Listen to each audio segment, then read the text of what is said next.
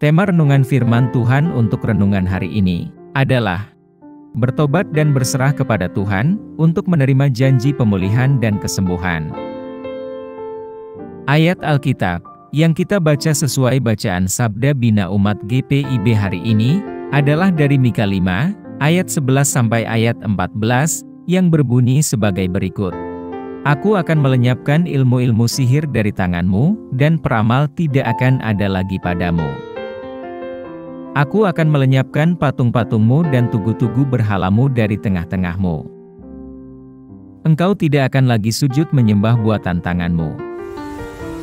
Aku akan mencabut tiang-tiang berhalamu dari tengah-tengahmu dan akan memusnahkan kota-kota pemujaanmu.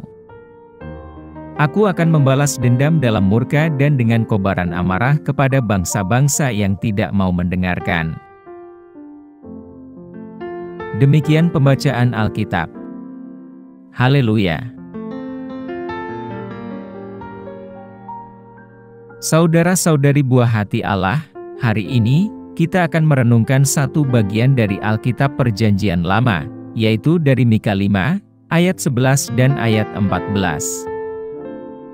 Dalam nubuatannya Nabi Mika, kita menemukan seruan untuk bertobat dan gambaran tentang penghakiman Allah terhadap para penindas orang Israel. Mika 5, ayat 11 sampai ayat 14, memberikan gambaran yang jelas mengenai konsekuensi ketidaktaatan dan harapan pemulihan melalui pertobatan. Konteks zaman Mika ditandai dengan kemerosotan moral, ketidakadilan sosial, dan kesesatan rohani. Seruan untuk bertobat dan janji pemulihan adalah kebenaran abadi yang sejalan dengan kondisi manusia dari generasi ke generasi. Apa pesan Tuhan untuk kita yang hidup di masa kini? Dalam konteks kita saat ini, di mana kehancuran dan ketidakadilan masih terjadi, pesan Tuhan melalui Nabi Mika tetap relevan. Panggilan untuk bertobat dan berserah diri sepenuhnya kepada Tuhan merupakan ajakan universal bagi individu dan juga komunitas untuk berpaling dari jalur dosa dan ketidakadilan yang merusak.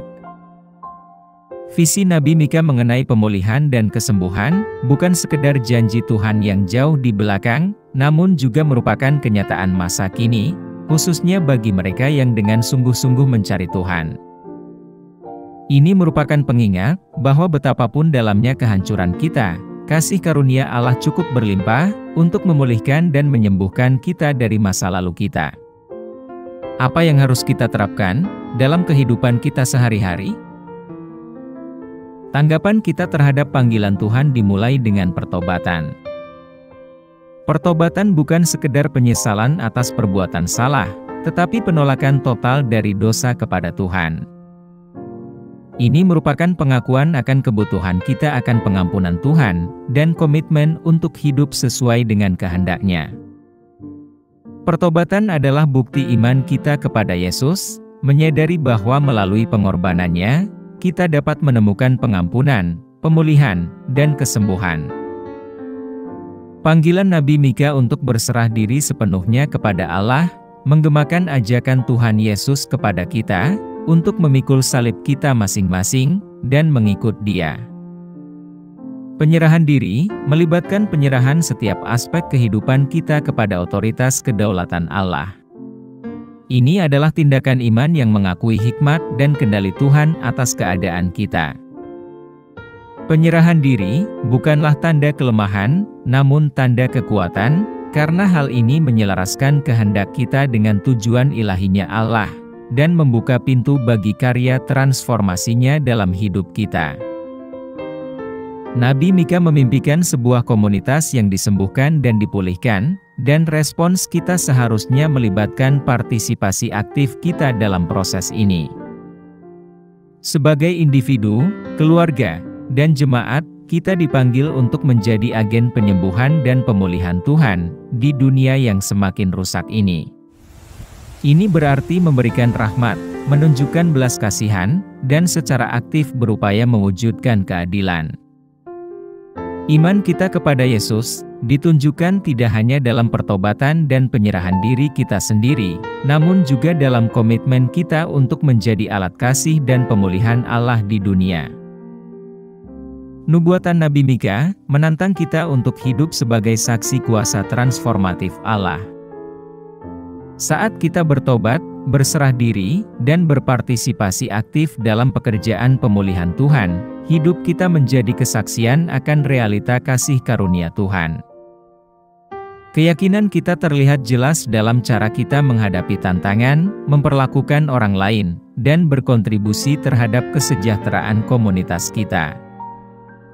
Dengan hidup sebagai saksi, kita menjadi duta pengharapan, mewartakan janji pemulihan dan penyembuhan kekal, yang hanya terdapat dalam Tuhan kita, Yesus Kristus. Mari kita berdoa. Tuhan Yesus, dengan rendah hati kami bersujud di hadapan-Mu, mengakui perlunya pertobatan dan penyerahan diri kami. Terima kasih atas janji pemulihan dan kesembuhan melalui pengorbanan Tuhan Yesus. Saat kami menanggapinya dengan iman, semoga hidup kami mencerminkan kuasa transformatif-Mu. Berdayakan kami untuk menjadi agen penyembuhan dan pemulihan di dunia yang rusak ini. Kami pohonkan doa ini dalam nama Yesus Kristus, Tuhan dan Juru Selamat kami. Amin. Kiranya Tuhan menguatkan kita, dan kasih karunia Tuhan Yesus menyertai kita.